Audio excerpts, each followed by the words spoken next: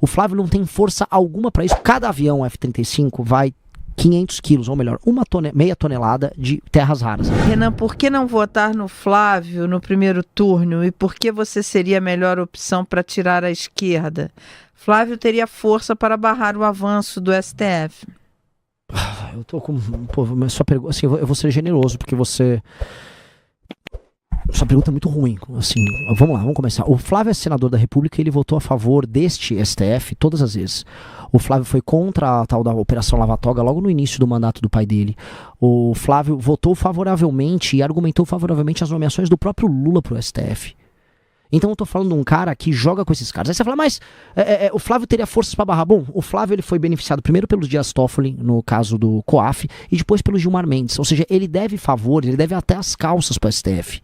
O Flávio não tem força alguma para isso, porque o Flávio só não está preso por conta do próprio STF. E todo mundo meio que sabe disso. Você acreditar que o Flávio teria forças para isso, você não encontra nenhum exemplo prático nos 8 anos de mandato do Flávio em que o Flávio de fato enfrentou o STF. Muito pelo contrário, o Flávio depende. Tudo que eu estou falando é baseado em informações públicas. Não é uma opinião minha. Isso são dados da realidade. São dados concretos. É do Flávio uma das frases, quem interessa arrumar briga com o judiciário. É do próprio Flávio essa frase. Mas vamos lá. Vamos supor que você ache isso ainda do Flávio. Eu acho que você está iludido. Não muito, não pouco, muito. Você está completamente perdido. Mas vamos prosseguir. O Flávio Bolsonaro não tem chances de vencer o Lula no segundo turno, sob nenhuma hipótese. E isso porque nem saiu as outras coisas que sairão nas próximas semanas. A quantidade de escândalos que envolvem o Flávio, ela é assustadora, porque o Flávio nunca quis ser presidente. O Flávio sempre que está lá em Brasília para fazer negócios. O lance do Flávio é ficar rico e comprar imóveis. Ele arranca o imóvel do Richarlison lá na Praia de Angra dos Reis, pega um monte de imóvel em área de milícia. É isso que o Flávio gosta de fazer, comprou uma mansão. O que o Flávio gosta é de imóveis. Ele gosta de imóveis, então ele tem mandatos para construir imóveis. Se você gosta de imóveis, talvez eleja o Flávio presidente. Ele não vai conseguir, mas ele vai ficar comprando casas por aí. Se você quiser ganhar do Lula, você vai ter que olhar nas pesquisas quem está em terceiro. O Renan. Quem já enfrentou o STF antes? O Renan.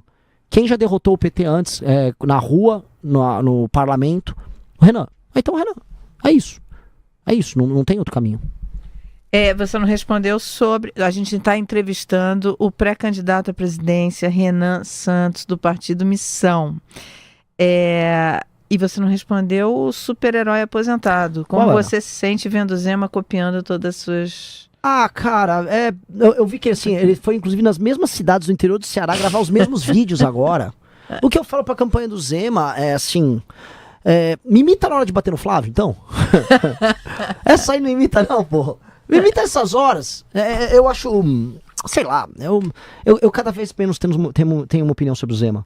Assim como o eleitor. Olha, o Michael, geopoliticamente, como pretende lidar com o expansionismo americano e sionista no mundo, principalmente na América Latina? Eu não falo com essas coisas de sionismo aí, porque isso, em geral, ou é um doidinho de direita ou um doidinho de esquerda, tá? O expansionismo americano, ele é uma consequência de um mundo que está vivendo um novo modelo de Guerra Fria. É uma briga que nós veremos nas próximas décadas entre China e Estados Unidos. E os Estados Unidos, por doutrina interna, ele vê a América, o continente americano todo, como uma reserva estratégica própria. Por isso que o governo Trump já está falando da Groenlândia à Patagônia, do canal do Panamá a retomar a influência sobre a Venezuela. Eles estão retomando a influência deles no continente inteiro. Vocês podem pegar as notícias, ele está arrumando briga com o Canadá, ele está falando sobre armamento no Alasca, ele falou do canal do Panamá, ele falou do continente como um todo. Portanto, os Estados Unidos vão querer ter um controle maior sobre o continente. Isso é um dado da realidade. O Brasil poderia ter, nos últimos 30 anos, feito a lição de casa para se tornar uma potência na América do Sul, de modo a ter condições de peitar os Estados Unidos numa posição melhor. Não estamos nessa condição. A gente ficou apoiando a Venezuela. A gente adotou um caminho, me desculpe, imbecil, tosco. O Brasil está fragilizado em termos militares, fragilizado em termos econômicos, completamente dependente da China. E aí vem os Estados Unidos falar, vai ter que sentar aqui. E aí a gente está numa posição frágil para negociar. Só que Deus... Porque essas coisas você só vai explicar de maneira de vida. Nos deu as tais terras raras, que é a 15º passaporte para o sucesso que a gente tem ao longo da nossa história. Os Estados Unidos, esse é um exemplo que eu preciso dar, eu estou dando sempre, para fazer um F-35. O F-35 é um avião, mas é mais do que um avião. Ele é uma base operacional de guerra americana multiuso. Cada avião F-35 vai 500 quilos, ou melhor, meia tonelada de terras raras na composição dele. Seja nos instrumentos óticos, seja nos ímãs internos, seja nos componentes catalíticos, tudo. Tudo isso vem da China. E a China agora, nessas brigas comerciais, você avisou, acho que eu não vou te fornecer isso, meu irmão. Estados Unidos, estão em pânico. Eles estão em pânico. E aí eles precisam extrair, processar e produzir componentes com terras raras. Esse é o status atual dos Estados Unidos. O Brasil tem 20% das reservas mundiais. Então os Estados Unidos precisam do Brasil. E aí nós podemos agora sentar numa posição minimamente decente para construir uma relação com os Estados Unidos, mas não só com eles, com a Europa. A Europa também precisa de terra rara. O Japão, que está se reindustrializando e se rearmando, vai precisar de terras raras. Taiwan precisa. E aí nós construímos parcerias internacionais sólidas com troca de tecnologia, com parcerias de longo prazo com as nações. Eu conversei com europeus, com diplomatas europeus agora nas últimas semanas, falando disso. Precisamos ter troca de tecnologia e o mundo, e o primeiro mundo entendeu o Brasil como um parceiro de primeira ordem, um parceiro geopoliticamente falando de primeira ordem. Índia, a mesma coisa. Entender o nosso papel junto à África, tá? Que eu acho que o Brasil vai ter que ser meio que o irmão mais velho da África para muita coisa. E nesse sentido, é um realinhamento internacional. Porque naturalmente a China não vai querer que o Brasil seja a base para a criação de uma indústria de terras raras concorrente da dela, que faz 90% da produção global. Isso para ela um problema. Ao mesmo tempo eu dependo do comércio com a China. Então como construir essa dança? É a dança que precisa ser construída. Não é uma dança fácil. Definitivamente não é a dança dos alinhamentos automáticos que o Lula faz com a China, nem que a família Bolsonaro faz com o Trump, que não é nem com os Estados Unidos, é com o Trump.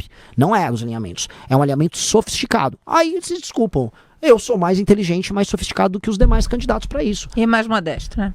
E mais bonito também. E mais jovem. Mas é que eu, assim, sem querer, eu tô brincando, mas assim, sendo mais sincero, Mara, eu chamei pessoas pra gente estudar isso. Eu fui lá fora conversar com eles. Quando eu fui pros Estados Unidos conversar sobre terras raras, eu não fui conversar, ei, eu amo vocês, eu amo Trump. Eu fui falar, vamos lá, o que vocês dependem e tal. Entender o que é a política de tecnologia militar que os Estados Unidos prevê para os próximos 30 anos. Qual é a política da China de terras raras? Aí eu vou conversar com os chineses, aí eu vou conversar com o francês. E aí a gente criou um livro, a gente publicou. Então, não é que eu sou o máximo, não sou o máximo. Eu sou um cara modesto, sou um descabelado que tá aqui, Mara. Mas eu fiz minha lição de casa. Porque minha mãe me ensinou quando eu era criança que se eu não fizesse lição de casa, não ia ter lanche, ia tomar umas palmadas se eu fosse mal na prova. Esse sou eu. O Flávio não. Não é o Lula nem, né? Então, o que eu vou fazer?